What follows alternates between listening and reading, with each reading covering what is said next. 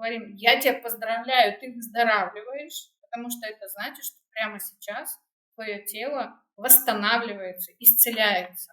Большинство симптомов, с которыми вы сталкиваетесь в своей жизни, они происходят на этой фазе. И в этом есть очень глубокий смысл. Почему? Потому что прямо сейчас мне уже ничего не угрожает.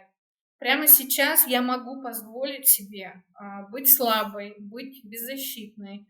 Я могу позволить себе дать время восстановить все функции своего тела.